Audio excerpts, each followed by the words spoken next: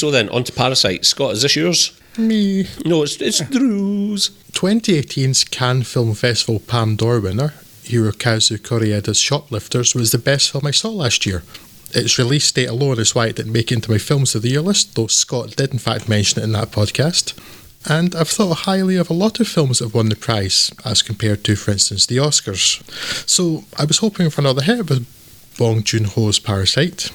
However, I haven't had much luck with some of his other films, with Snowpiercer irritating me, and Okja pulling off the unusual feat of making me feel no emotion of any kind whatsoever. You monster. Were you in a K-hole? So, with that in mind, I did have some trepidation. The Kim family, father Ki-taek, Kang Ho-sung, mother Chung-suk, Hee-jin Jang, and apologies for any terrible Korean pronunciations, I have no idea how to do it properly. Son Ki-woo, Woo-sik Choi, and Ki-jung, the daughter, So-dam Park, live in a semi-basement, a dirty, damp and mildewed kind of dwelling common to the less salubrious parts of Seoul, with one low-height window opening onto the world. Here the family scrape by as best they can, making a small amount of money by folding pizza boxes for local takeaway and other hardscrabble activities, while leeching off the neighbouring Wi-Fi to stay connected to the internet. Such are their circumstances that they even leave the ground-tight window open when a municipal fumigator comes along the street, so they can have their stink bug infestation dealt with for free. Well, free plus whatever span of life several lungfuls of the stuff costs them. But their fortunes look up when Kiwoo's friend Min turns up, asking him to take over English tutoring duties for the high school rich girl he teaches when he's going abroad to study for a year. His sister knocks up a fake diploma for him, but his personality and teaching style is more important, and he soon walks away with a job and more money than the family have seen in years. Park Yeon-kyo, Yo Jong-jo, the girl's mother, is, well, actually a bit dippet, and Kiwoo is soon able to persuade her to hire his sister Ki-jung as an art tutor for her young son.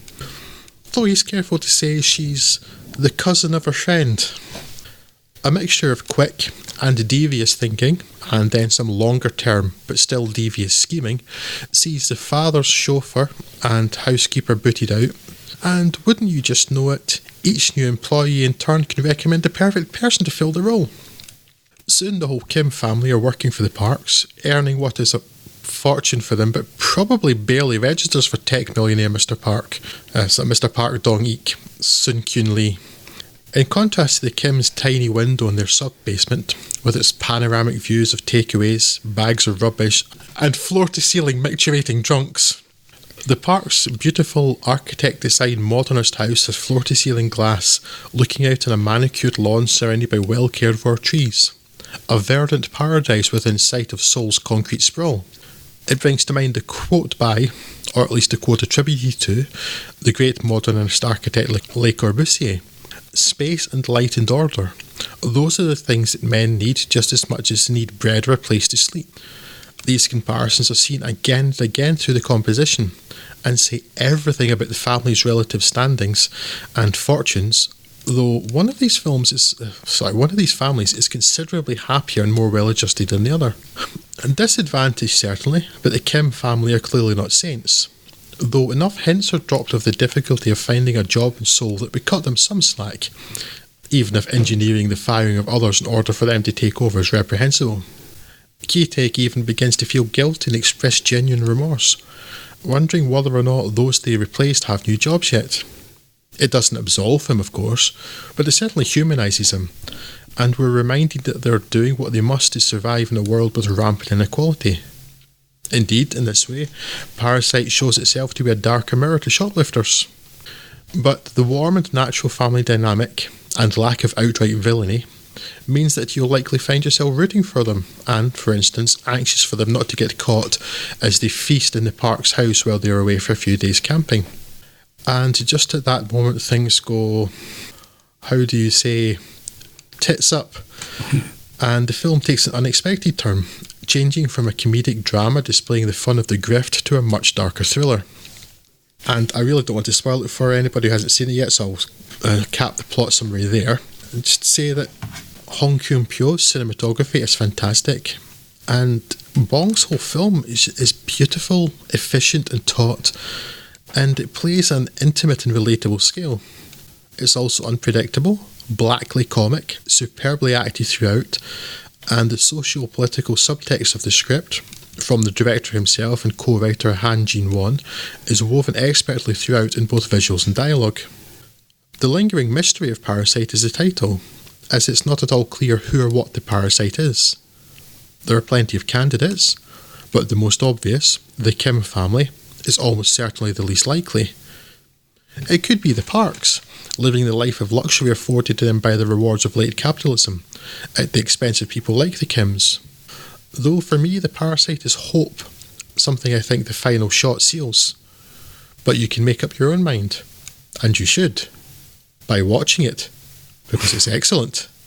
Put it in your eyes. Yes, Scott, did you post-haste. see Parasite? Yes, it is really good.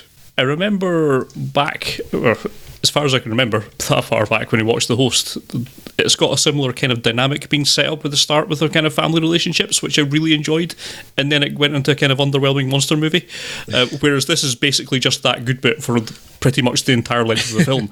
So yeah, I was totally on board with this. Really charming characters, lovely, it's really, really funny. Its social commentary is, I don't know if it's too obvious or not obvious enough, but it's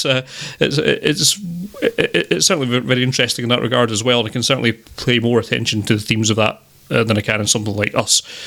This I really enjoyed. My only slight niggle is there's a bit right at the end where I don't quite buy the character motivations, but we can't get into that too much without talking about it. But it's not enough to ruin the rest of the film for me, which is really, really good. Scott, the bit you're mentioning, is it something that the father does, the father of the Kim family? That is correct, yes. Yes.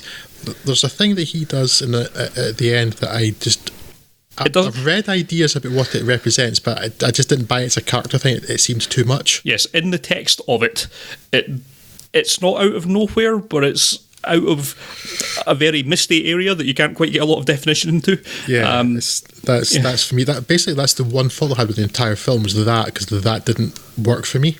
Yes, everything else is excellent. It's a relatively small niggle that comes very late on in a film where I would say that, well, it's a bit over 2 hours, I think, if I remember rightly. It's 2 hours 12 or something like that. Yeah, so about 2 hours and 2 of those, 2 hours and 2 of those are really, really, really good filmmaking. Just beautiful to look at, great performances. And as I say, really, really funny and hugely enjoyable. Absolutely recommended to anyone.